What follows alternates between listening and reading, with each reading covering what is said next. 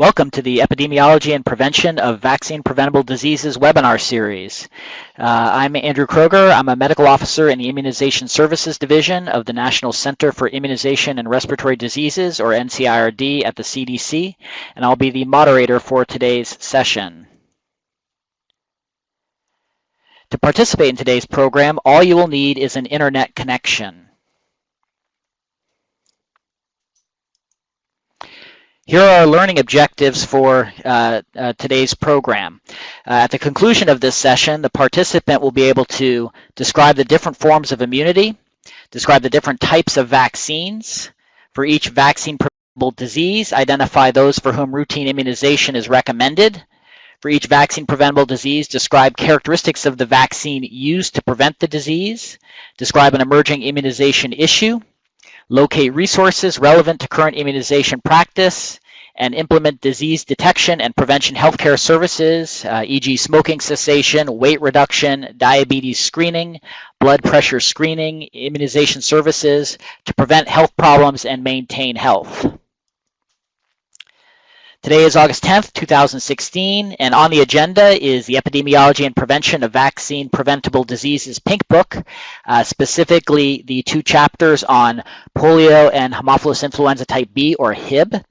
These will be presented by Ms. Donna Weaver, nurse educator in the Communication and Education Branch, Immunization Services Division in NCIRD. Continuing education, or CE credit, is available only through the CDC ATSDR Training and Continuing Education Online system at www.cdc.gov/TCE online. If you are watching this version live, CE credit for the session will expire on September 12th, 2016. If you are watching the Enduring Archive version, CE credit for the session expires on June 1st, 2018. When obtaining CE, you will be required to provide a verification code. Watch and listen for the verification code during the course. Verification codes will not be given outside of this presentation. CDC, our planners, and our presenters wish to disclose they have no financial interests or other relationships with the manufacturers of commercial products, suppliers of commercial services, or commercial supporters. Presentations will not include any discussion of the unlabeled use of a product or a product under investigational use. CDC does not accept any commercial support. A list of resources for polio and Hib will be available, and the webpage is www.cdc.gov/vaccines/ed/pinkbook/pb10.asp. If you have a question during this presentation and related to this presentation, please type your question into the QA pod. I will collect these questions during the presentation, and then we will address them during the question and answer period, which will follow Ms. Weaver's presentation. So I will now turn the microphone over to Ms. Weaver.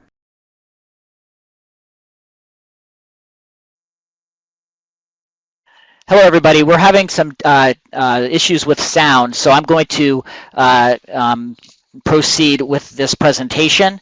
If you're following along in the 13th edition of the Pink Book, the slides for polio and polio vaccine are similar to the ones in Chapter 18, which begin on page 297.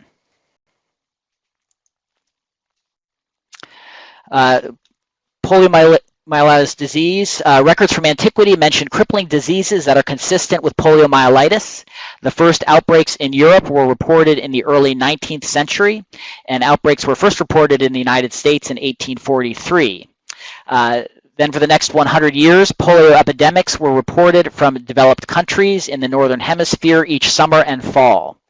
Polio reached a peak in the United States in 1952 with more than 21,000 paralytic cases. Once effective vaccines were introduced in the mid-1950s, polio incidence declined rapidly. If you've never seen one, this is a picture of a ward filled with Emerson iron lungs. It was a negative pressure ventilator that enables a person to breathe when their normal muscle control has been lost due to infection with the polio virus. If you are ever in Atlanta, we have one of these in our Global Health Odyssey Museum. It was donated by the family of a patient who used the device from the late 1950s until his death in 2003.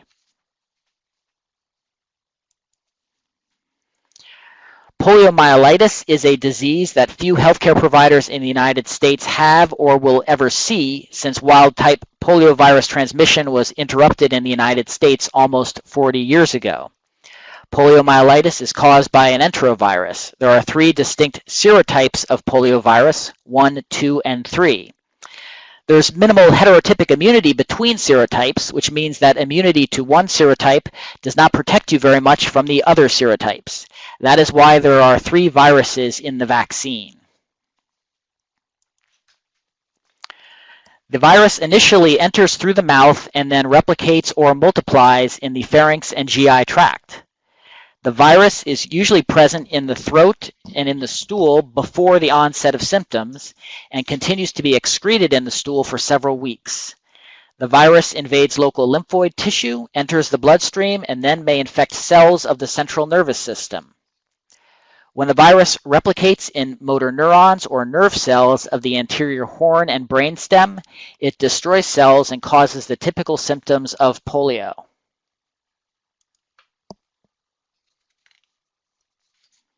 Up to 72% of all polio infections in children are asymptomatic. Infected persons without symptoms still shed virus in the stool and are able to transmit the virus to others. Approximately 24% of polio infections in children consist of a minor nonspecific illness without clinical or laboratory evidence of central nervous system involvement. Non-paralytic aseptic meningitis occurs in 1% to 5% of polio infections in children. Symptoms of neck, back, and or leg stiffness last 2 to 10 days and are followed by complete recovery. Fewer than 1% of all polio infections in children result in flaccid paralysis. Many persons recover completely and muscle function returns to some extent in most persons who have paralytic polio. In general, the severity of polio increases with age, and older children and adults are more likely to be paralyzed or die than infants. Spinal polio is the most common type of paralytic polio. From 1969 to 1979, 79% of paralytic cases were spinal polio. As you see in this picture, it is characterized by asymmetric paralysis that most often involves the legs. Humans are the only known reservoir of poliovirus, which is transmitted most frequently by persons with inapparent infections, which means the infected person does not have any recognizable signs and symptoms. Person-to-person spread of poliovirus by the fecal-oral route is the most important route of transmission, although the oral-oral route is possible. Poliovirus is highly infectious, with seroconversion rates among susceptible household contacts of children nearly 100%, and greater than 90% among susceptible household contacts of adults. Persons infected with poliovirus are most infectious from 7 to 10 days before and after the onset of symptoms, but poliovirus may be present in the stool for 3 to 6 weeks. Poliovirus infection typically peaks in the summer months in temperate climates, and there is no seasonal pattern in tropical climates. In the pre-vaccine era, infection with wild poliovirus was common worldwide. The incidence of polio in the United States declined rapidly after the licensure of inactivated polio vaccine, or IPV, in 1955, and live oral polio vaccine, or OPV, in the 1960s. The last cases of paralytic polio caused by endemic transmission of wild virus in the United States were in 1979, when an outbreak occurred among the Amish in several Midwest states. The virus was imported from the Netherlands. From 1980 through 1999, there was a total of 162 confirmed cases of paralytic polio reported. This was an average of 8 cases per year. 6 cases were acquired outside the United States and imported. The last imported case was reported in 1993. 2 cases were classified as indeterminate, meaning no poliovirus was isolated from samples obtained from the patients, and patients had no history of recent vaccination or direct contact with a vaccine recipient. The remaining 154 cases were vaccine-associated paralytic polio, or VAPP, VAP caused by live oral poliovirus vaccine. Since 2000, the United States has exclusively used the inactivated polio vaccine, IPV. So the last case of VAP acquired in the United States was reported in 1999. In 2005, an unvaccinated U.S. adult was infected with polio vaccine virus in Costa Rica and subsequently developed VAP. A second case of VAP from vaccine-derived poliovirus in a person with long-standing immunodeficiency was reported in 2009. The patient was probably infected approximately 12 years prior to the onset of paralysis. Inactivated poliovirus vaccine was licensed in 1955 and was used extensively until the early 1960s. In 1963, trivalent oral polio vaccine, or OPV, was licensed and for the most part replaced IPV use. Trivalent OPV became the vaccine of choice in the U.S. and most other countries after its introduction. An enhanced potency inactivated poliovirus vaccine, which we will refer to as simply IPV, was licensed in November 1987. In order to eliminate VAP from the U.S., ACIP recommended in 2000 that IPV be used exclusively in the U.S. The U.S. discontinued use of OPV in 2000.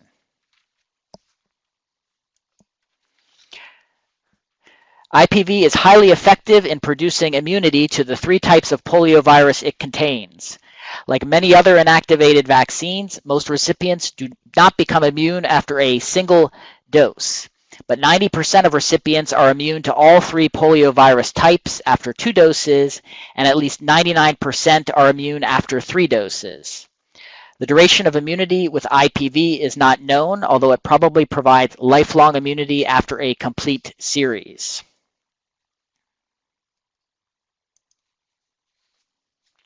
This figure shows the recommended primary IPV series for children. A primary series of IPV consists of 3 doses. The first dose may be given as early as 6 weeks of age, but is usually given at 2 months of age, with a second dose at 4 months of age. The third dose should be given at 6 through 18 months of age. The recommended interval between the primary series doses is 2 months. However, if accelerated protection is needed, the minimum interval between each of the first 3 doses of IPV is 4 weeks. The final dose in the series should be administered on or after the 4th birthday and at least 6 months after the previous dose. In the first 6 months of life, minimum age and minimum intervals are only recommended if the person is at risk of imminent exposure to circulating poliovirus, that is, travel to a polio endemic region or during an outbreak. If 4 or more doses are administered before age 4 years, an additional dose should be administered at 4 to 6 years of age. Just make sure there is a 6-month interval between the next to last and last dose. If the third dose is given on or after the 4th birthday and at least 6 months after the previous dose, then a 4th dose is not necessary. Only IPV is available in the United States. If both OPV and IPV were administered as part of a series, the series should be completed with IPV. Any combination of 4 doses of OPV and IPV by 4 to 6 years of age constitutes a complete series. If only OPV were administered and all doses were given prior to 4 years of age, 1 dose of IPV should be given at 4 years or older, at least 4 weeks after the last OPV dose. There are 5 poliovirus-containing vaccine products. One is a single-component IPV vaccine, trade named IPOL. Additionally, there are 4 polio-containing combination products. We will discuss them individually.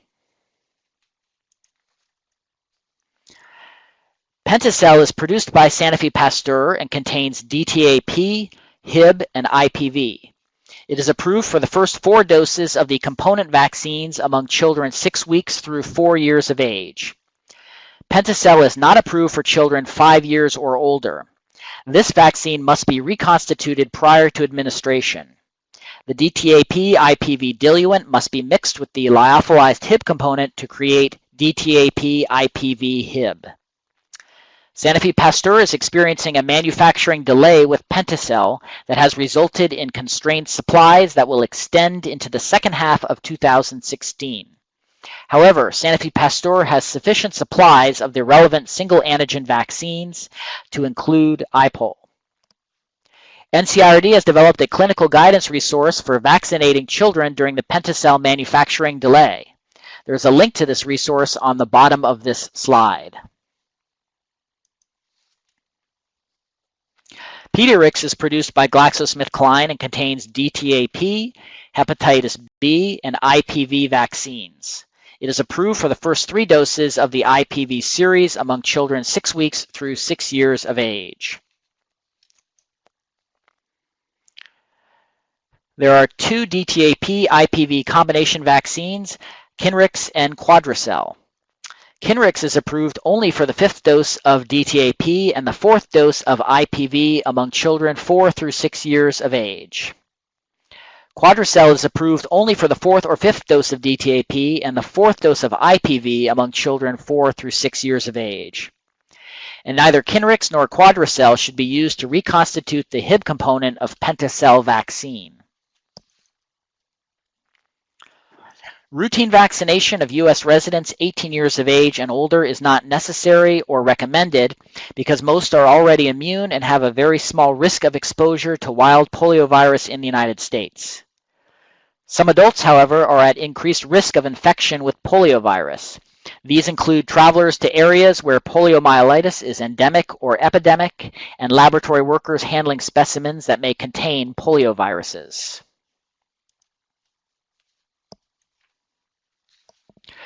Recommendations for poliovirus vaccination of adults at increased risk depends upon the previous vaccination history and the time available before protection is required.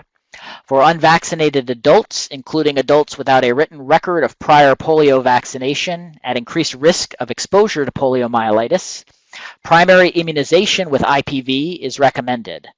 The recommended schedule is 2 doses separated by 1 to 2 months, and a 3rd dose given 6 to 12 months after the 2nd dose. The minimum interval between the 2nd and 3rd doses is 6 months.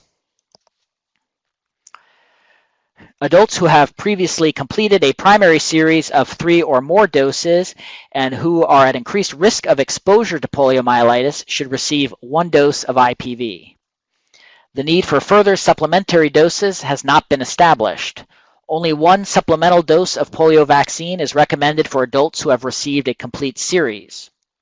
It is not necessary to administer additional doses for subsequent travel to a polio-endemic country. Adults who have previously received less than a full primary course of OPV or IPV and who are at increased risk of exposure to poliomyelitis should be given the remaining doses of IPV regardless of the interval since the last dose and the type of vaccine previously received. It is not necessary to restart the series of either vaccine if the schedule has been interrupted. Severe allergic reaction, such as anaphylaxis to a vaccine component or following a prior dose of vaccine, is a contraindication to further doses of that vaccine. Since IPV contains trace amounts of streptomycin, neomycin, and polymyxin B, there is a possibility of allergic reactions in persons sensitive to these antibiotics. Persons with allergies that are not anaphylactic, such as skin contact sensitivity, may be vaccinated. Persons with a moderate or severe acute illness normally should not be vaccinated until their symptoms have improved. Minor local reactions, such as pain and redness, most commonly occur following IPV. Severe reactions are rare. As stated before, the last documented indigenous transmission of wild poliovirus in the U.S. was in 1979. In September of 1994, an international commission certified that the Western Hemisphere was free of indigenous wild poliovirus. The last isolation of wild poliovirus type 2 was in India in October 1999. The number of worldwide reported cases of wild poliovirus has decreased from an estimated 350,000 cases in 1988 to 19 as of July 19, 2016. Polio remains endemic in Afghanistan and Pakistan. There have been 6 reported cases in Afghanistan and 13 cases in Pakistan. All were type 1 viruses. Nigeria, long the third endemic country, has not had a case since July 2014. There was a switch from trivalent OPV to bivalent OPV in April 2016. This was the first step to phasing out the use of all OPV.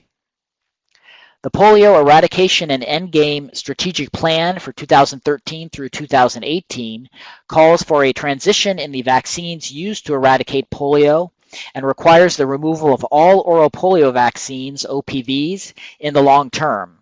This will eliminate the rare risks of vaccine-associated paralytic polio, VAP, and circulating vaccine-derived poliovirus, CVDPV.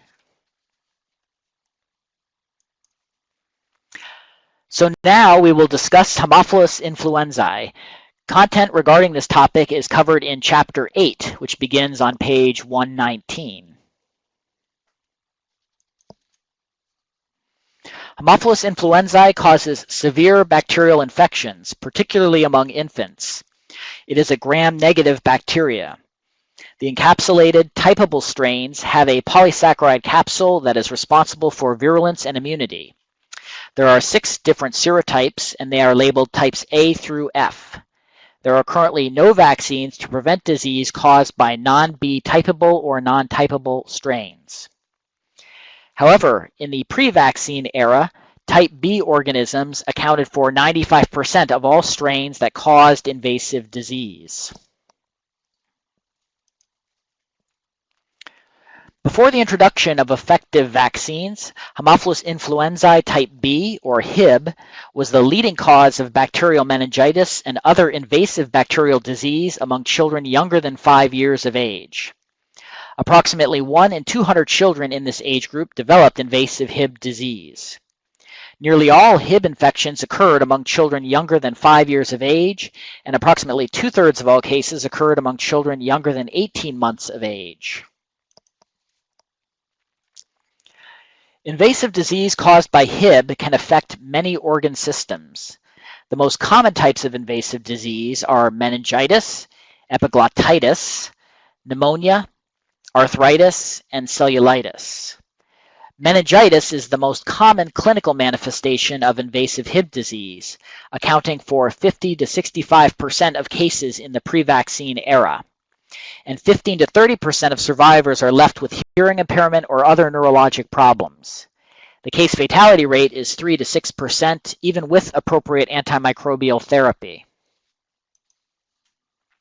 This picture shows a child with facial cellulitis or infection of the soft tissues of the face caused by Hib.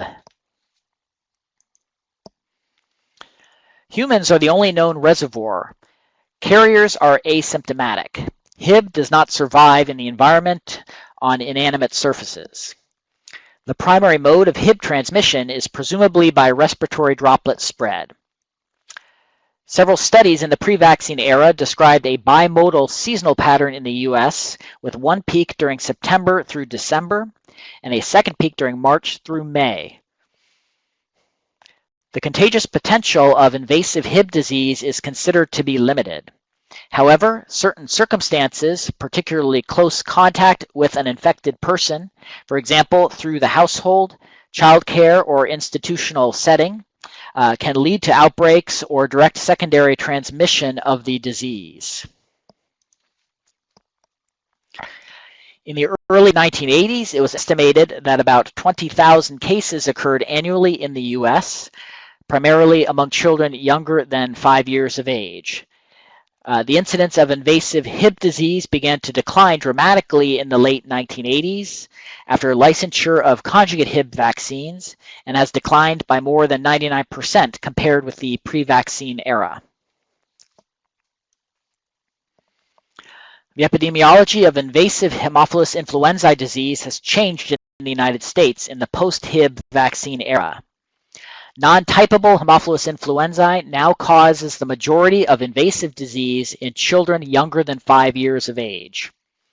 Hib disease incidence remains below the Healthy People 2020 goal of 0.27 per 100,000 population. A pure polysaccharide vaccine was licensed in the United States in 1985. The vaccine was not effective in children younger than 18 months of age. Estimates of efficacy in older children varied widely, from 88% to negative 69%. A negative efficacy implies greater disease risk for vaccinees than non-vaccinees. This vaccine was used until 1988, but is no longer available in the U.S. The characteristics of the Hib polysaccharide were similar to other polysaccharide vaccines, for example, pneumococcal or meningococcal. The response to the vaccine was typical of a T-independent antigen, most notably an age-dependent immune response and poor immunogenicity in children 2 years of age and younger. In addition, no boost in antibody titer was observed with repeated doses. Conjugation is the process of chemically bonding a polysaccharide to a protein carrier, which is a more effective antigen. This process changes the polysaccharide from a T-independent to a T-dependent antigen and greatly improves immunogenicity, particularly in young children. In Hib vaccines, the same polysaccharide capsule is linked to different carrier proteins. In addition, booster doses elicit booster responses. The first Hib conjugate vaccine was licensed in 1987. There are 5 Hib conjugate vaccines that are currently licensed and available for use, 3 monovalent conjugate and 2 combination vaccines that contain Hib. PRPT vaccines contain purified Hib polysaccharide conjugated with tetanus toxoid. Act-Hib, Hibrix, Pentacell, and Menhibrix are in this category. PRP-OMP vaccine contains purified Hib polysaccharide conjugated with an outer membrane protein complex, or OMPC, of the B11 strain of Neisseria meningitidis serogroup B. PVax-Hib is in this category. We will discuss each of these vaccines in more detail shortly. First, let's discuss the recommended Hib vaccination schedule. All infants should receive a primary series of conjugated Hib vaccine beginning at 2 months or 8 weeks of age. The recommended interval between primary series doses is 8 weeks. The minimum interval between doses is 4 weeks. The minimum age for the first dose of Hib vaccines is 6 weeks, and a booster dose is recommended at 12 through 15 months. The number of doses in the primary series depends on the type of vaccine used. A primary series with a PRPT vaccine requires a 3-dose primary series, routinely recommended at 2, 4, and 6 months of age. While a primary series of PRP-OMP vaccine, and that's PVax-Hib, is 2 doses routinely at 2 and 4 months of age. Either primary series should be followed by a booster dose at 12 through 15 months of age, while PRPT requires a 3-dose primary series.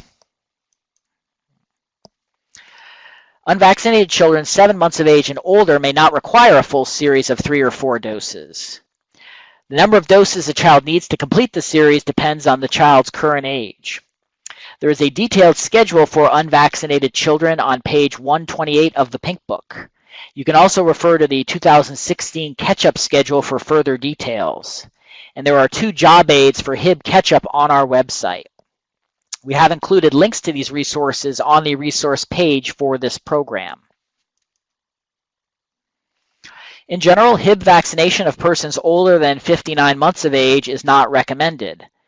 However, some older children and adults are at increased risk for invasive Hib disease and may be vaccinated if they were not vaccinated in childhood. These include those with functional or anatomic asplenia, immunodeficiency, HIV infection, and those receiving chemotherapy or radiation therapy for a malignant neoplasm. There are also recommendations for Hib vaccination in special populations. Persons undergoing an elective splenectomy should receive 1 dose of Hib vaccine if unimmunized. If possible, vaccine should be administered at least 14 days before the procedure. Persons 15 months of age or older with functional or anatomic asplenia and HIV-infected children should receive at least 1 dose of Hib vaccine if unimmunized. Adults with HIV do not need a dose of Hib vaccine. For recipients of hematopoietic stem cell transplant at any age and regardless of prior Hib vaccination, 3 doses of Hib vaccine should be administered at least 4 weeks apart, beginning 6 to 12 months after transplant. This is not an exhaustive list of high-risk groups. For more details regarding Hib vaccination or other high-risk groups, consult the ACIP recommendations. Hib invasive disease does not always result in development of protective antibody levels, so children younger than 24 months of age who develop invasive Hib disease should be considered susceptible and should receive a Hib vaccine series as recommended for their age at the time of vaccination, and vaccination of these children should start as soon as possible during the convalescent phase of the illness. For American Indian Alaska Natives, PRP-OMP is the preferred vaccine for the primary series doses. Hib meningitis incidence peaks at a younger age among American Indian Alaska Native infants, and PRP-OMP vaccines produce a protective antibody response after the first dose and provide early protection that American Indian Alaska Native infants particularly need. Next, we will discuss the monovalent Hib vaccines. The first monovalent vaccine is ACT-HIB. It is approved for use in the primary Hib series as well as the booster dose. ACT-HIB can also be used for previously unvaccinated children per the PRPT catch-up schedule discussed earlier. ACT-HIB must be reconstituted only with the 0.4% sodium chloride ACT-HIB diluent. If ACT-HIB diluent is not available, then you should contact the manufacturer to obtain it. Any dose of ACT-HIB reconstituted with a diluent other than the specific ACT-HIB diluent should not be counted as valid and should be repeated. As of January 14, 2016, Hibrix is approved for all doses in the Hib series, including the 3 primary doses and the booster dose, as well as for catch-up vaccination. PEDVAX-HIB is approved for use in the primary Hib series as well as the booster dose. Remember, because this is an outer membrane protein complex conjugated vaccine, the primary series is only 2 doses. PEDVAX-HIB can also be used for previously unvaccinated children per the PRP-OMP catch-up schedule discussed earlier. There are 2 combination vaccines that contain Hib. The first combination vaccine that contains Hib is Pentacell. The vaccine contains Hib, DTaP, and inactivated polio vaccine. As discussed previously, Pentacell is FDA approved for doses 1 through 4 of the DTaP series among children 6 weeks through 4 years of age. Pentacell should not be used for the 5th dose of the DTaP series or for children 5 years or older. The Pentacell ACT-HIB must be reconstituted only with the DTaP IPV diluent supplied with the Pentacell packaging. Menhibrix contains Hib and Neisseria meningitidis serogroups C and Y vaccines. It is approved as a 4-dose series for children at 2, 4, 6, and 12 through 18 months. Menhibrix may be used in any infant for routine vaccination against Hib. Infants at increased risk for meningococcal disease, such as those with persistent complement pathway deficiencies and those with anatomic or functional asplenia, should be vaccinated with a 4-dose series of Menhibrix. It is not recommended for routine meningococcal vaccination for infants who are not at increased risk for meningococcal disease. More information regarding the Men-CY component of Menhibrix can be found through the ACIP recommendations for meningococcal vaccination. The monovalent conjugate Hib vaccines licensed for use in infants are interchangeable. If the vaccine previously used is not available, you can use one of the other monovalent brands. However, default to a 3-dose primary series if it is a mixed series. Data on the interchangeability of combination vaccines with other combination vaccines or with monovalent vaccines are limited. Whenever feasible, the same combination vaccine should be used for the subsequent doses. If vaccine used for earlier doses is not known or not available, any brand may be used to complete the series. If a different brand is administered, the dose should be considered valid and need not be repeated.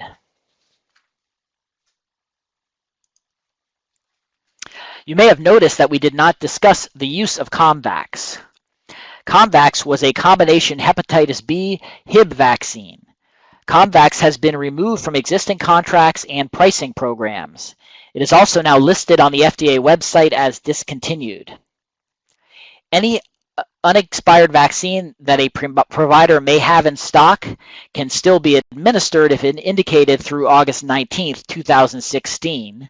Any remaining doses should be discarded. Vaccination with Hib conjugate vaccine is contraindicated for persons who have had a severe allergic reaction to a vaccine component or following a previous dose. As with other vaccines, moderate to severe acute illness is a precaution to vaccination. Vaccination should be delayed until the patient's condition improves. Hib conjugate vaccines are contraindicated for children younger than 6 weeks of age because of the potential for development of immunologic tolerance.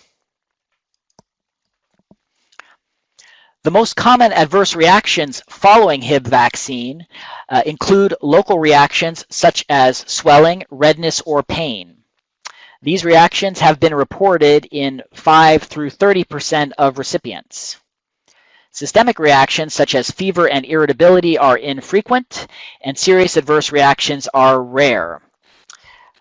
With that, I want to welcome Dr. Raymond, who is joining as moderator, and I will turn the microphone over to him.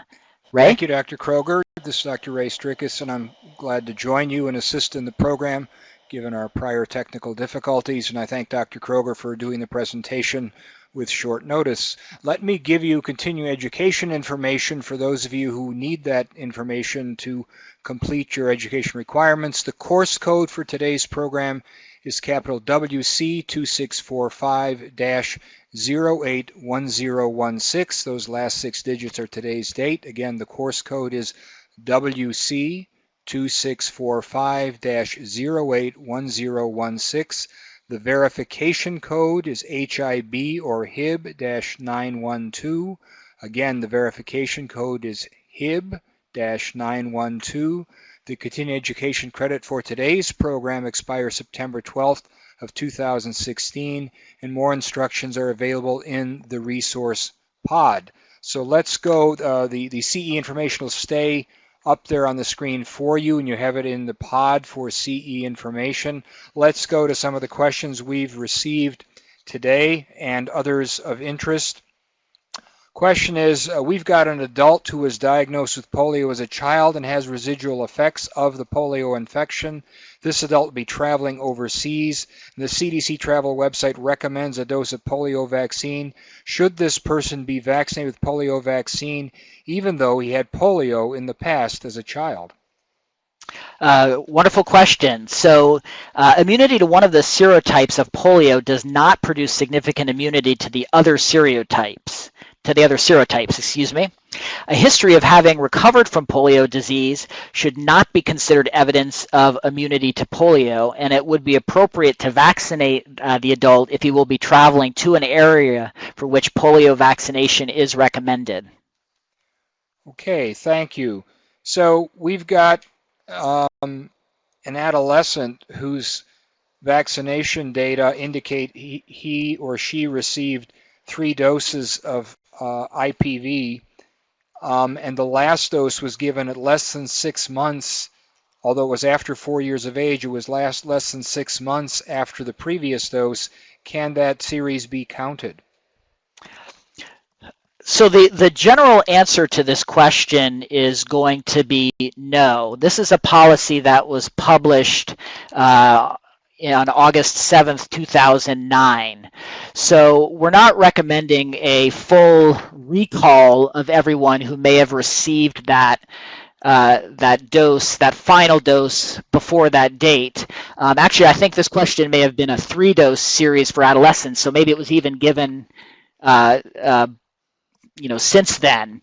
So if it was a dose given kind of later in life, no, it is very important to have a 6-month interval between the next to last and the last dose. So that adolescent should have the 3rd dose repeated. There are some exceptions for those vaccinated a while ago in the past. We still allow the 4-week interval between the 4 doses of vaccine, but really, we're only going to count that if that 4th dose was received before the policy existed, which was, again, August 7th, 2009. And if that person is not traveling. If someone's traveling to a polio epidemic or endemic area, we do essentially at the point of care want that adolescent to receive a 5th dose and make sure it's spaced 6 months from the next to last dose. Okay, and a related question, if a child got 4 doses of IPV, but one of 2 things happened. Either the last dose was given before 4 years of age, although 6 months or more after the 3rd dose, or they've counted the 6-month interval as 6 times 28 days, so it's less than actually 6 months. In either of those situations, does that 4th dose count? So again, the issue of when that final dose was given is relevant, but let's assume that the new recommendations are in force. First of all, when we define a month, when you get out to the number 6, anything 4 months, 5 months, 6 months, anything of that magnitude, we count calendar months. So this very well may be a compressed series. There may be less than 6 months between that 3rd and that 4th dose. So again, since the policy came out, you want to have a 6-month interval between the 3rd dose and the 4th dose. So anything short of that, you can allow, we do allow the grace period of 4 days. But if you compress and use 28 days for your month and you add up 6 months, that compression will be more than a grace period. And so we're not going to count that 6-month dose, and we will recommend repeating that dose of vaccine. Let me kind of I can go into a little bit more detail. This is a policy that really is relevant to when the next to the last dose and the last dose are IPV. That's kind of significant with respect to this minimum interval of 6 months. Okay, thank you very much. Can you confirm or clarify that if a child from another country presents him or herself and received 4 doses of OPV given at appropriate intervals and the last dose was given at 4 years or older, that child does not need IPV in the United States? Technically, the child does not. We've asked our subject matter experts about this, and many of them kind of say, well, you probably should give a dose of IPV anyway, but technically we'll count those intervals for if all doses are OPV. But it is important to have the dose after 4 years of age. I can't remember if the minimum age met was 4 years. We want to make sure that occurs. But we will allow, with an all OPV series, we will allow compression of the interval, the interval between the third and fourth dose. You can compress from 6 months down to 4 weeks, but that fourth dose has to meet the minimum age requirement of the fourth birthday. I'll go a step further. Even if someone comes in and has received only 3 doses of OPV, and they're older than 4 years of age, we will allow a 4-week interval to that fourth dose overall, first dose of IPV. So the 6-month interval doesn't even matter if the first 3 are OPV and the last one is IPV. Really what matters is if you have the third and fourth doses, you need to have 6 months, and that fourth dose has to be given after the fourth birthday. Okay. A question we commonly get, party has written us, we mistakenly gave Kinrix DTaP IPV vaccine to a child aged 3 years and 10 months old. Later realized child has a prior history receiving 4 doses of DTaP and IPV. Can this dose of Kinrix count as his 4 through 6 year booster? So this dose can't count for a final dose of DTaP. There's a minimum age of 4 years for that one, so it's not going to count for that dose. We don't recommend you use Kinrix for fourth doses of IPV either if you're younger than 4 years of age. So we don't recommend that, but if it occurs, you can count the IPV portion of the vaccine. But don't do this. It's not licensed for younger than 4 years of age, so try not to do this again. This is a vaccine administration error. Okay, thank you. Can the Pediarix vaccine be used in infants and children who've fallen behind on any of the components? Yes, it can. Pediarix is licensed for the first 3 doses of the series, so it can be used for doses 1, 2, and 3 of the DTaP component, and would cover for the first 3 doses of hepatitis B component and IPV as well in most cases. So that is okay, even if you're beyond the traditional age for these first 3 doses. It can count for those first 3 doses, and we would allow you to use it. We don't want you to use it for dose 4 and dose 5 of the DTaP series, however. Okay, thank you. There's a question we received today. Can you comment on what is post-polio syndrome, its complications, how common it is, perhaps offer a brief description of that syndrome? Yes, so post-polio syndrome, or PPS, is a condition that can affect polio survivors decades after they recover from their initial poliovirus infection. It is characterized by a set of health problems such as muscle weakness, fatigue, both mental and physical, and pain from joint deterioration. Begins about 15 to 40 years after the initial poliovirus infection. PPS affects between 25 and 40 out of every 100 polio survivors. Some people with PPS have only minor symptoms, while others develop more visible muscle weakness and atrophy, which means a decrease in muscle size. PPS is rarely life-threatening, but the symptoms can make it difficult for an affected person to function independently. Unlike poliovirus, PPS is not contagious, and only a polio survivor can develop PPS. There is some information on our website at www.cdc.gov/polio/us/pps.html for more information. Okay, thank you. Let's talk about Hib a little bit. If an infant received a dose of Hib vaccine at 5 months of age, another at 15 months, so only 2 doses, does he or she need any more doses of Hib vaccine?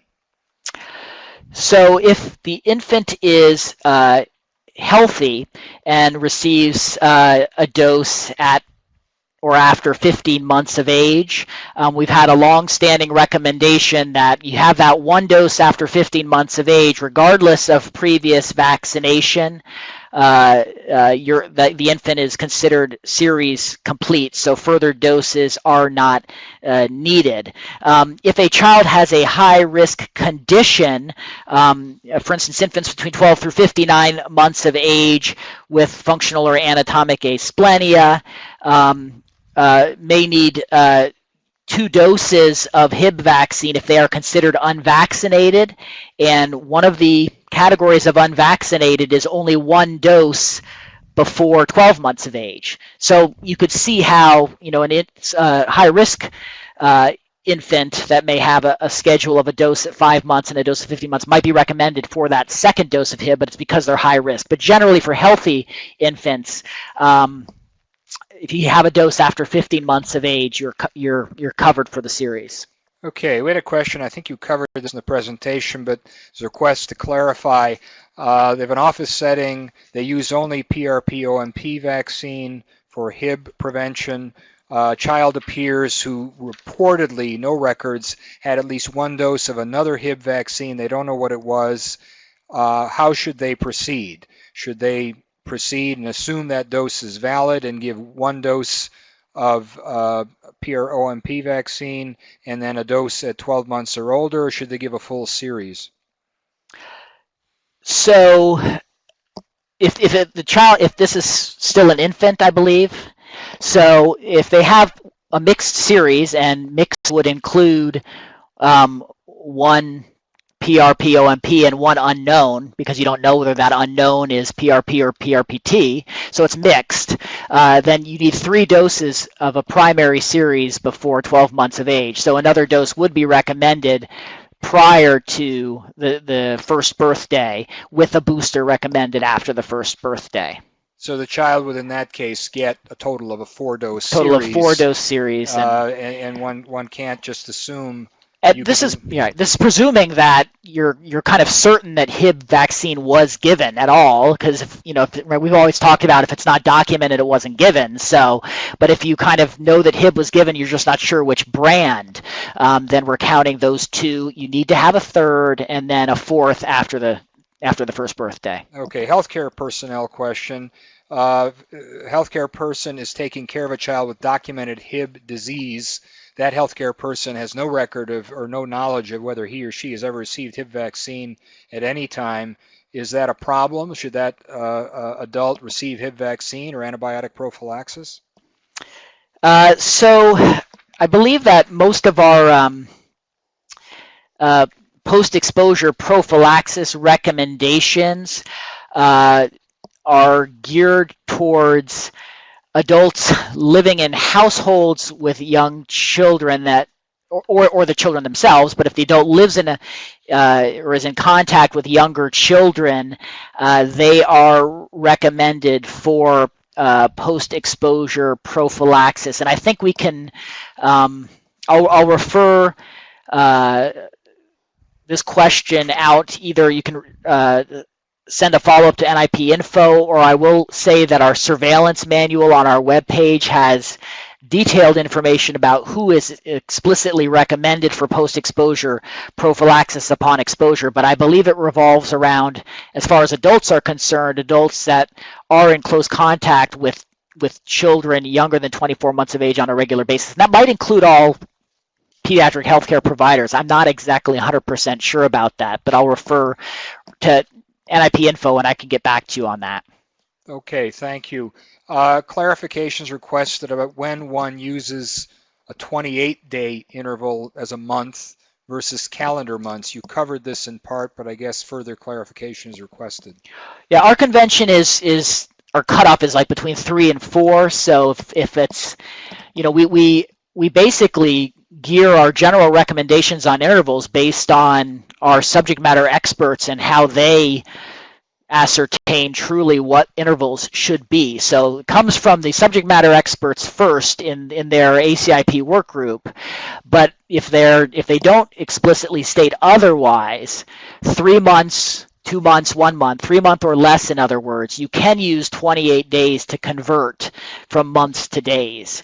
If it comes down 4 months and higher and there's no specification that allows converting, and usually there isn't, then we say do not convert, because if you convert large quantities of months to days, you really are going to shorten intervals more than we're comfortable with. So use calendar months for, in other words, if a dose was given on June 15th, then we're talking about December 15th for the next dose being given, and just figure things out that way. Registries have been programmed to deal with this both in their forecasting and their retrospective evaluation, so they know how to interpret a calendar month.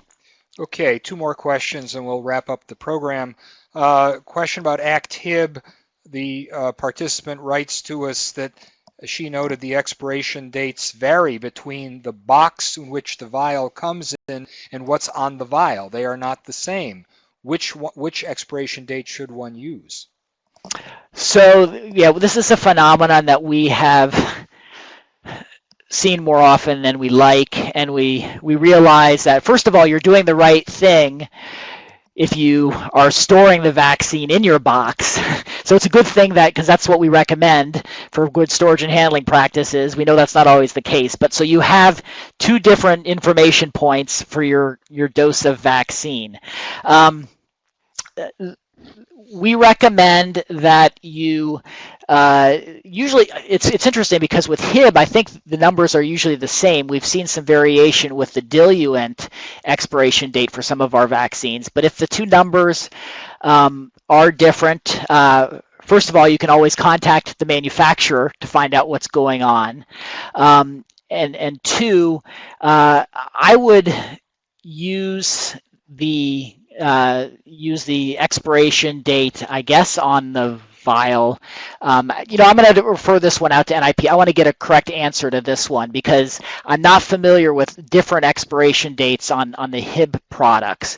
It is important that we have these things linked, and for the most part they are linked, but sometimes the numbers can appear differently. This is a very important issue, of course, when it's the diluents and the pellets that contain the same product. So I'll turf that one over as well. Okay, thank you. Last question for today. What if a birth dose of hepatitis B was given to an infant? Is it still okay to use Pediarix for the series of DTaP and polio vaccine that is to be given at 2, 4, and 6 months, realizing you're giving an additional Hep B dose of vaccine as well? Yes, it is. It's off-label, but we do allow this. If a birth dose is given, you can use Pediarix, and it will require 4 doses, but you are recommended to give the birth dose, so that one must be given. And then Pediarix is a 3-dose series, and you can follow the package insert and give an additional 3 doses, and that's fine. Okay, thank you very much for pitching in and doing the program on short notice. We would like to alert those of you, and several of you written to us in the question and answer pod, for those seeking continuing education, there has been a delay in opening continuing education for this program, which is why you did not see it on the CE website. We hope to have this matter rectified very soon. Please continue to check the continuing education website as we linked it, and I'll recite the website again. For availability, should be available very soon. Again, for CE credit, that website is http://www.2a.cdc.gov/TCE online. Please search for the live event course number, should be available soon, WC2645-081016. The latter 6 digits are today's date. The CE credit for today's program will expire September 12th, 2016. The Enduring Archive course number for those accessing the program after today is WD2645-081016. Again, WD2645-081016. The latter again, today's date. CE credit for the Enduring program expires June 1 of 2018. And the verification code again is HIB-912. Again, the vaccine HIB-912 is the verification code you need for either program CE credit. For help with the online CE system, you may call us between 8 a.m. and 4 p.m. Eastern Time to 1-800-41-TRAIN or email us at ce@cdc.gov. Please email your immunization questions to us, whether about today's program, and if it's about today's program, please indicate today's internet conference is in the subject line, or any other immunization question you have to nipinfo@cdc.gov. You may call us with immunization questions at 1-800-CDC-INFO at 8 a.m. to 8 p.m. Eastern Time, Monday through Friday, and our staff will answer those or refer them on to subject matter experts. Additional resources for today's program are, of course, the Pink Book, the 13th edition of 2015, available at www.cdc.gov/vaccines/PUBS/pinkbook/index.html. Our vaccine immunization homepage is cdc.gov/vaccines/default.htm. And resources for you and your patients are at cdc.gov/vaccines/ed/downloads/imz-resources.pdf. So thank you for joining today's program, and we look forward to having you join us next week for our next program in the series. Thank you from Atlanta.